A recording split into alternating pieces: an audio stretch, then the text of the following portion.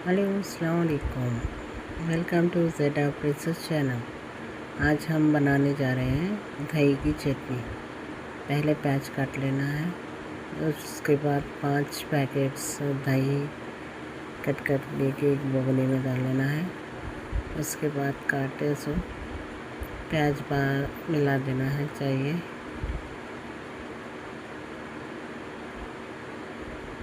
और उसके बाद थोड़ा सा अदरक का पेस्ट मिलाना चाहिए। उसके बाद स्वाद अनुसार नमक मिलाना चाहिए। और उसके बाद मिर्ची मिक्सी में पीस के मिलाना चाहिए। और उसके बाद थोड़े से टमाटे यानी कि 4-5 टमाटे अच्छे बारीकी से कट करके मिलाना चाहिए। नेक्स्ट आखिर में आएगी कोथिमीर।